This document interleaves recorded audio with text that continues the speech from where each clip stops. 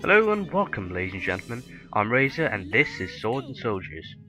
It's yet another indie title from the guys over at Ronimo, who were really awesome and gave me a couple of keys to hand over to you guys. If you want to find out more about the giveaway, just check the description down below. The game was originally released back in 2009 for console, and has since been ported over to mobile platforms and PC. Incredibly well, actually. They've definitely put a lot of effort into making sure it was a PC title and not a console or iPhone game.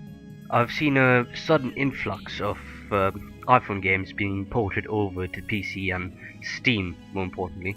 Why Steam is allowing them on, I have no idea. I was worried this was going to be one of them, where it's so obviously ported and they haven't even bothered to fix up all the issues switching mouse and keyboard controls. I can very happily say that this is not one of those games. They have definitely put a lot of effort into this. For Ronimo's first console title, they've done really well. The game is a side-scrolling strategy, as you can probably tell. You collect gold, get upgrades, and constantly send units at your enemy. Units cannot go past each other unless they have a special ability or so. So there's usually a big fight going on somewhere, and the front line will move either closer towards you or your enemy. What I'm playing now is an online match, and unfortunately it took a while to get this game going. There aren't too many people playing the game online.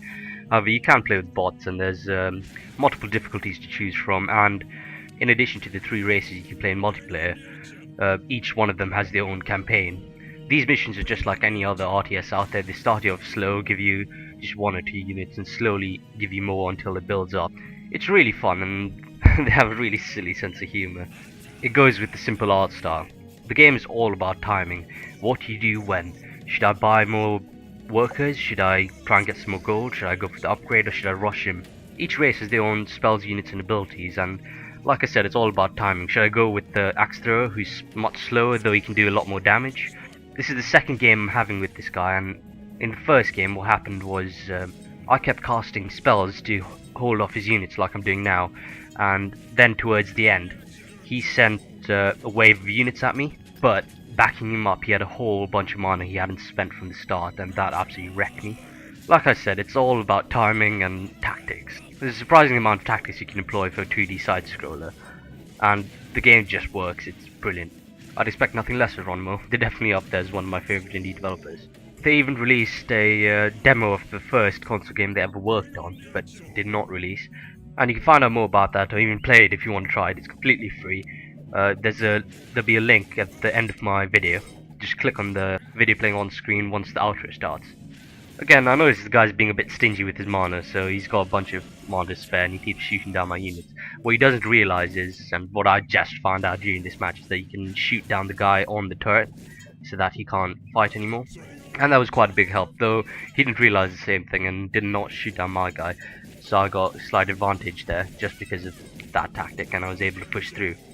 Now I'm slaughtering his helpless villagers, and because of that he's running short on gold, so he shouldn't be able to hold against me much longer. What you saw there was Rage spell, and it basically couples all your units together and sends them all to the front line instead of having them walk one behind each other. So if you have a big enemy coming at you, you have one unit dies and the next one and the next one. Instead, send them all together so they can all do some damage when the first one dies. Multiplayer matches aren't too long, they're about 5 minutes each, well, the ones I've played in any case. It's quite fun if you want that quick game, but not losing the strategy bits in the process. The game's $10 on Steam, and all the links in the description below if you want to check it out. I highly recommend it.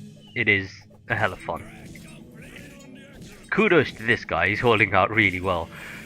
Though, no quarter shall be given. He will fall. I'm lucky I'm not playing against one of the other races, because they have some crazy units, like massive monster things that take a whole bunch of units to take down. But like I said, he's not going to last too much longer now. He is playing barbarians, and there's only so many tricks he can employ. And as far as I know, he can't pull anything out of his pocket now, and it's only a matter of time. Hey, what do you know, look at that. Alright, now what I wanted to show you guys is one of the cool features the game has, and it just shows the touch that Ronimo have put into this game. As you can see, I've just gone straight back into another game, and this is the single player campaign. I'm playing against the Aztecs here. How this works is when you boot up the game, you can opt to search for a multiplayer game, and then you can go straight into campaign, and it'll keep searching for that game. Once it finds one, it boots you into multiplayer. You play your game, and once it's done, you go right back to where you left off in single player. That's epic, and it's done incredibly well. And that's all I wanted to show you. I hope you guys enjoyed the video. Sorry for it being so late this week. I've had a bunch of work to do, and it's all piling up. I've managed to get a bunch of Hawking keys for you guys to have a go at the closed beta this weekend. Unfortunately, they're having some problems with the servers, and if I can't manage to get on and get some gameplay for you guys, I'll just post the keys on my blog or on Steamgifts or something. Anyway guys, like I said, hope you enjoyed the video. If you did like it, please subscribe and leave a like and a comment below. It really helps me out. I'd appreciate it. Don't forget to enter the giveaway below. And on that note, see you guys later.